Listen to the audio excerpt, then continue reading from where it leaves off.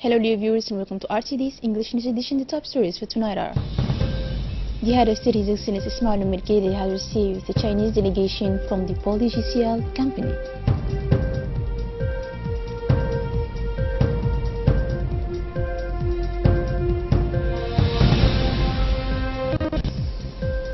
Iraqi voters are flocked to the ballot boxes for the legislative elections.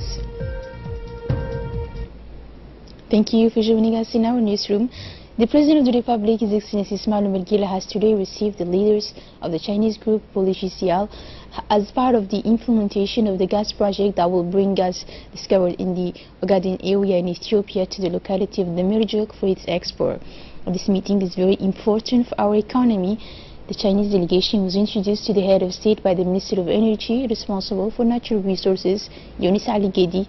The gas project, whose investment cost is estimated at $4 billion, includes the laying of gas pipeline over some 750 kilometers, the construction of a liquefaction plant, a gas terminal at Demirjuk and a power station.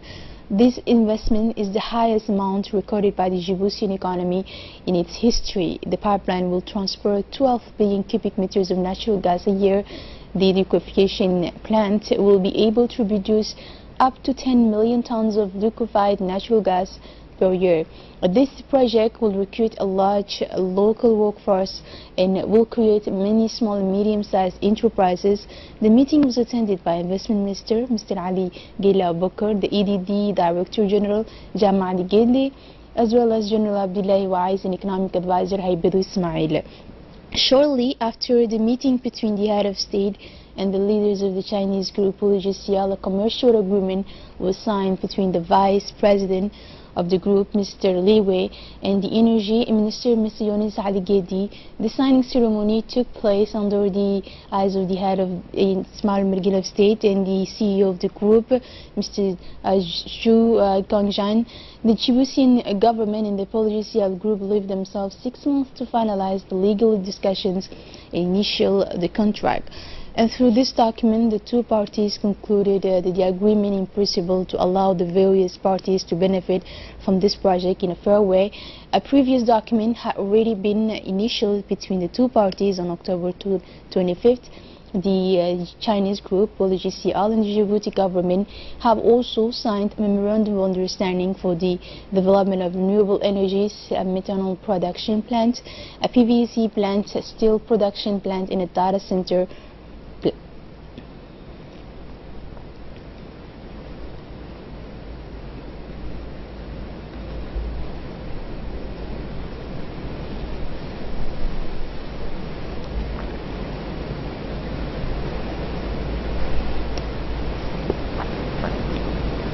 The CEO of Polygicial company welcomed the progress of discussed with the Djiboutian authorities, and he was convinced of the realization of this important project. And for its part, the Minister of Energy, Yunis Ali Gedi, has specified that the Demirjuk area will become an important area for heavy industry. The President of the National Assembly, in the presence of the Minister of National Education, of Minister of Women and Family, and the representative of UNICEF, opened this morning the Children's Parliament.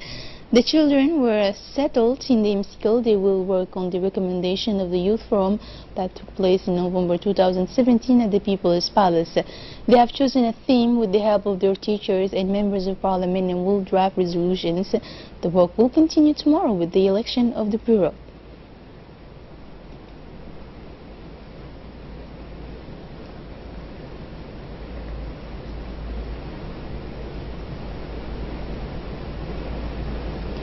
In the Parliament, the Speaker Muhammad Ali Hamad has expressed a warm welcome to the students and introduced his national team.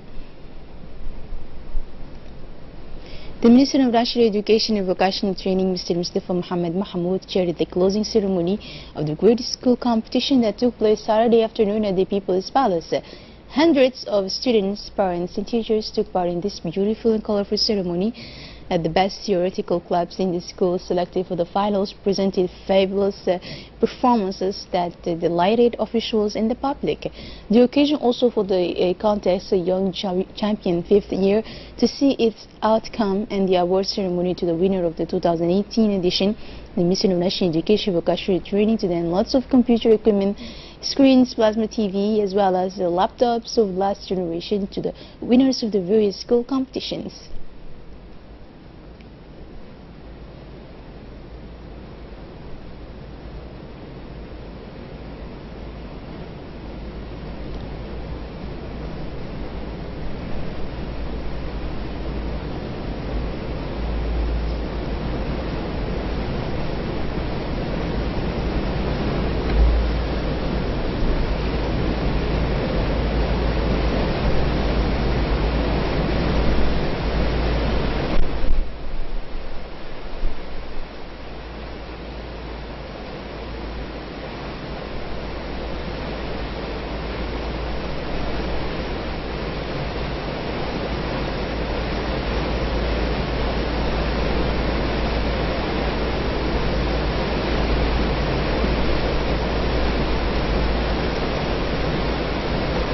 The Minister of National Education and Vocational Training, Mr. Mustafa Mohammed Mahmoud, has in his speech paid tribute to the quality, to the level of preparation, the seriousness of the commitment of the supervisors, and the vitality of the extracurricular activities in the schools.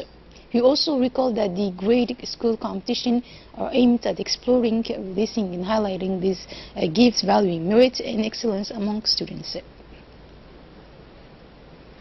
The National Agency of Meteorology, in collaboration with the Ministry of Transport, IGAD, organized this morning at the Campus Key Palace Hotel the 49th Climate Forum for the Great Horn of Africa. This regional climate forum is organized 3 times per year, and for the following 3 seasons, participants came from IGAD member countries, even from Asia and Europe.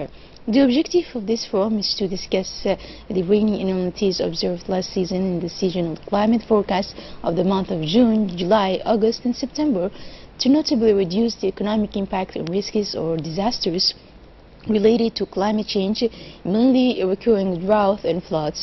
The Minister of Equipment and Transport, Mohammed Abdul Qadir, opened the work of the 49th Climate Forum of the Great Horn of Africa in the presence of the Director of the National Agency of Meteorology and the representative of IGAD.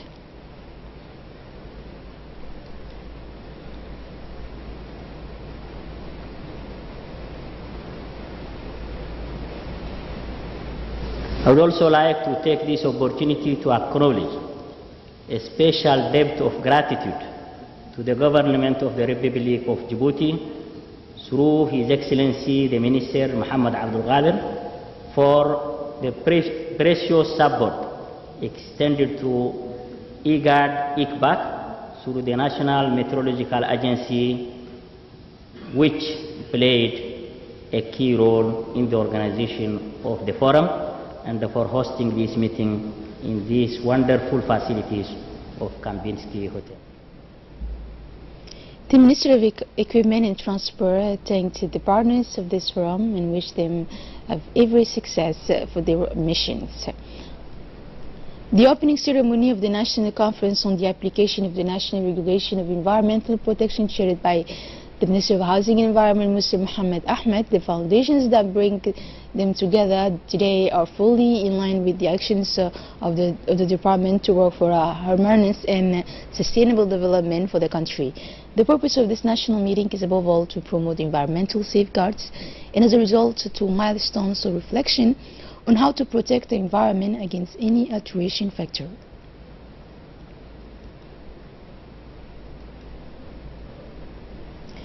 In his intervention, the Minister of the Environment has addressed to the participants, saying that these meetings indicates the commitment of the various structures to contribute effectively of this reflection. Our country, he said, enjoys an extraordinary natural richness which has earned it the focus of world attention in recent years and to be recognized for its unique tourist setting.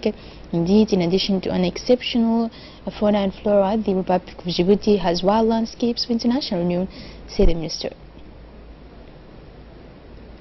Early in the morning of Saturday, May 12th, Lieutenant General Zakaria Sheikh Ibrahim, Chief of General Staff of the Armed Forces, went to Omar Jaga, located at the PK Junction 51, where 230 recruits, men and women, were engaged in maneuvering exercises and raid counting for the final exams. In his trip, General Zakaria was accompanied by Brigadier General Tahir Ali Muhammad, Division General Hassan Ali Kamil, General Advisor, and several senior officials of the Djiboutian Army Forces. This inspection visit of the various training centers aimed to control the quality of training provided and evaluated the acquisition of technical and tactical know-how.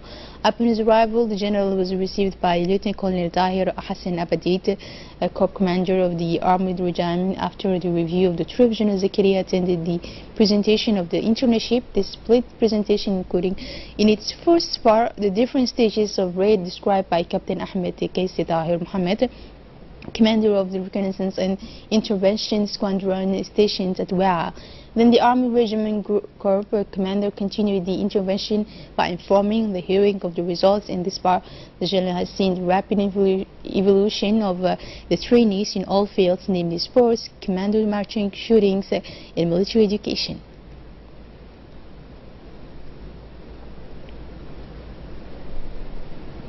Then the General Zakaria attended 3 different workshops to learn the achievements of young recruits.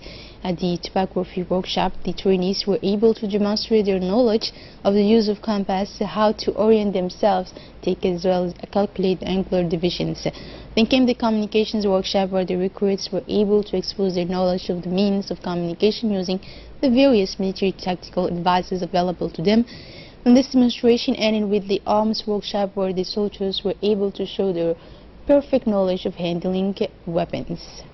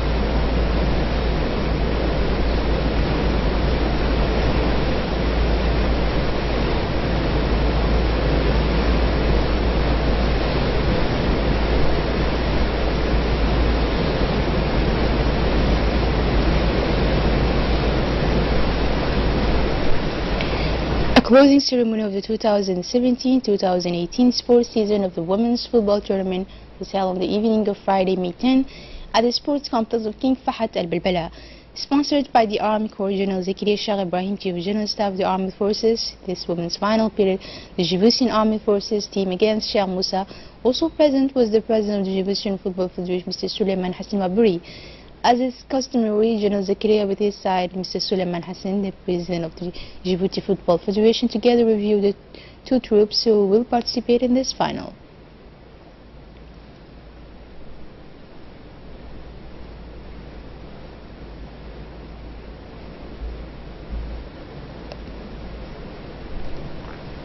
And once kicked off, both teams played a historic game to give their best.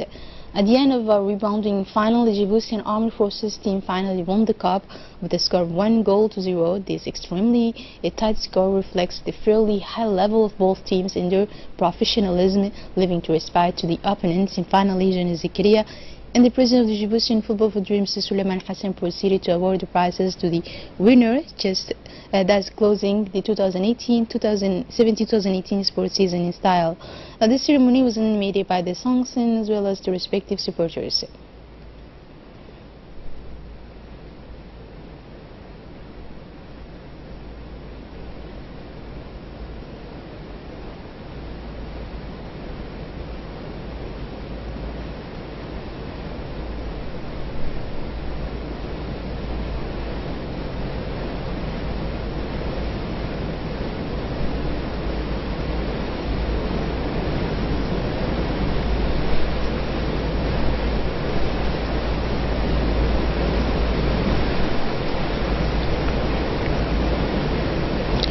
Obituary, it is with sadness and emotion that we have learned of the death that occurred yesterday from the late Mustafa Ahmed Mahmoud Said Mustafa Degan. The late Mustafa Ahmed, born in 1972, father of 6 children, was a great Djiboutian artist belonging to the troupe Degan and was known for his kindness. The late Mustafa left behind him 6 children and a wife. The Ministry of Communication, the Ministry of Culture, the RTD, and all the Djiboutian artists and the family their sincere condolences in this painful moment and pray to Allah to welcome him to his eternal paradise. Inna lillahi wa inna ilayhi raji'un. Internationals now, Iraq holds the first parliamentary election since ISIS driven out of the country. Let's listen to Hindi Ram for more details.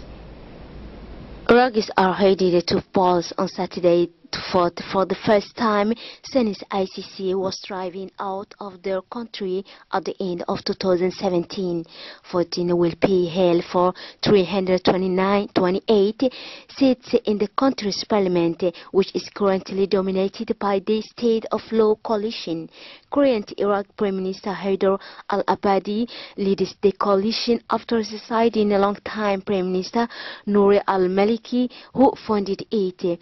The parliamentary election will likely confirm the role of Shia groups, including the State of Law coalition and Al-Ahrar bloc, which currently has the second highest number of parliament members. Today's polling marks the 4th election of a new parliament since the downfall of Saddam Hussein's dictatorship in 2003. Around 7,000 candidates are running to fill 328 seats in parliament, with 25% of the spot specifically reserved for female candidates. New faces have been plastered on banners all over Baghdad streets, popularizing first-time candidates. Some others are now running for their 4th time. There are an estimated 24,349,355 eligible to vote in election for the Council of the Representative of Iraq in what there are 8.959 electoral districts and 55,232 polling stations. The WHO hopes to deploy Ebola vaccine in DRC, neighbors on high alert. More in this video. The World Health Organization is preparing for the worst-case scenario in the Ebola outbreak in a remote area of Congo, including a spread to a major town, who Deputy Director General on Emergency Preparedness and Response Peter Salama said on Friday. He told a regular UN briefing in Geneva that he hoped the Democratic Republic of Congo will give the green light within days for the deployment of an experimental vaccine, but they warned that the drug was complicated to use and was not a magic pillet. On Tuesday, the DRC government announced the first confirmed date in this latest outbreak of the deadly virus, and also say 11 other people were now confirmed to be infected, including 3 medical staff. And that's it for this news. Thank you for joining us on RTD and have a good night.